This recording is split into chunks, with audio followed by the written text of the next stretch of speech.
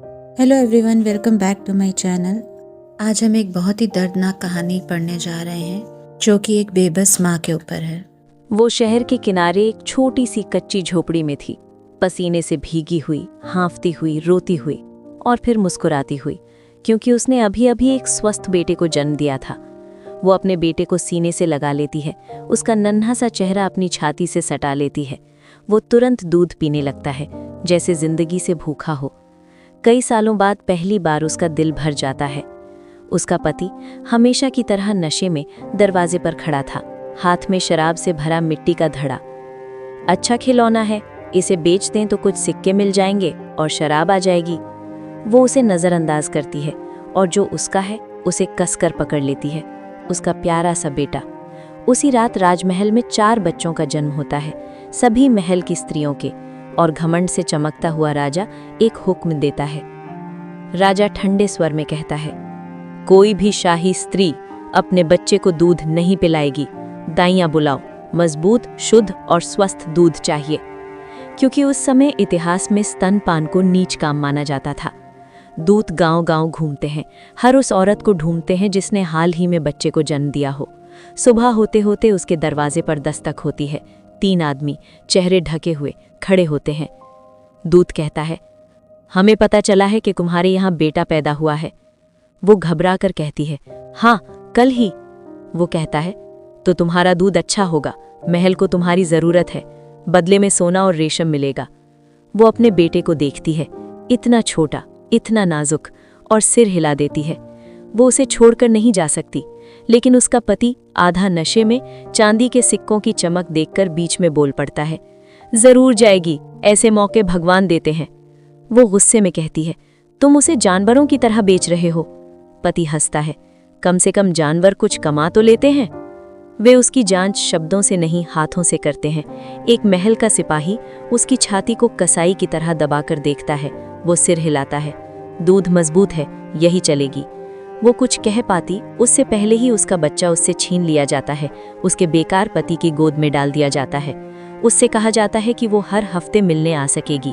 उसने विश्वास कर लिया, उसे विश्वास करना ही था। महल उसकी दुनिया जैसा नहीं था। संगमरमर के फर्श, सोने के बर्तन, डरे हुए कबूतरों की तरह दौड़ते नौकर। वो और एक दूसरी औरत, दोनों नई माएँ, एक बड़े हॉल में ले जाई जाती हैं, जहाँ 4 शाही बच्चे सोने की पालनों में रो रहे होते हैं। दाई कहती है, सबको दूध पिलाओ, चारों को, कोई देर नहीं, कोई गलती नहीं। वो बच्चों को देखती है, गुलाबी, तंदुरुस्त, पहले से ही भरे हुए। उसका शरीर कांप उठता है। एक एक करके वो उन्हें दूध पिलाती है। घंटे बीत जाते हैं। उसकी छाती दर्द से जलने लगती है, उसकी पीठ टूटने लगती है। आखिरी बच्चा खत्म करता तब तक उसके कपड़े दूध और पसीने से भीग चुके होते हैं। वो दूसरी दाई से फुसफुसाकर कहती है, उसे अपने बेटे की याद आती है। वो जवाब देती है, मत सोचो, और ज्यादा दर्द होगा। दोपहर का खाना आता है, बासी रोटी, जूठे टुकड़े, हड्डियां। नौकर थाली पटकते हैं, खा लो, ताकत चाहिए। रात को उसे नौकरों के कमरे में एक कोने में पुआल की चटाई मिलती है। चूहे दौड़ते हैं, तकिया सीलन मारता है। वो आंखें बंद कर प्रार्थना करती है, कुछ दिन और, फिर वो उसे देख पाएगी। दूसरा दिन, उठो, बच्चे भूखे हैं। उसका शरीर दुखता है। दिन एक सा बीतता है, फिर आदेश आता है, फर्श साफ करो, बर्तन चमकाओ, पानी ढो। वो सिर्फ दूध पिलाने वाली नहीं थी, वो एक नौकरानी थी, एक औजार, एक शरीर। चौथे दिन उसका दूध पत्थर सा भारी हो जाता है, फिर कम होने लगता है। दाई भौहें चढ़ाती है, दूध कम क्यों हो रहा है? वो कहती है, वो थकी है, ठीक से खाया नहीं। शाही बच्चों को उसकी थकान से फर्क नहीं पड़ता। वो आंसू निगल लेती है, अपने बेटे के बारे में सोचती है। उसे घर ले जाया जाता है, उसका दिल तेज धड़कता है। लेकिन उसका बेटा कमजोर पड़ा है, भूखा। क्या हुआ इसे?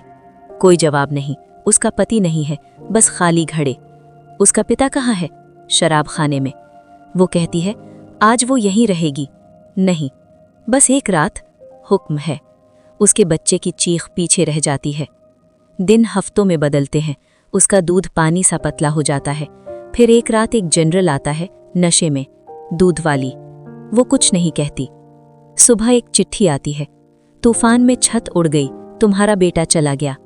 बाद में उसे सच्चाई पता चलती है, कोई तूफान नहीं था, भूख ने उसके बेटे को मार दिया। वो चुप रहती है, फिर एक रात वो चली जाती है, भागती नहीं, चलकर। बाद में खबर आती है, एक शाही बच्चा मर गया, दाई भाग गई, सिपाही आते हैं, राजा का हुक्म। मुकदमा सिर्फ नाम का होता है, जहर दिया? नहीं, सजा मौत। आखिरी सवाल, कुछ कहना है? वो आसमान देखती है और कहती है, वो एक माँ थी, रस्सी कसती है, और फिर कुछ नहीं। आपको ये कहानी कैसी लगी मुझे कमेंट में ज़रूर बताइएगा, और अगर अच्छी लगी हो तो लाइक और शेयर ज़रूर करें, और मेरे चैनल को भी सब्सक्राइब करना ना भूलें। धन्यवाद।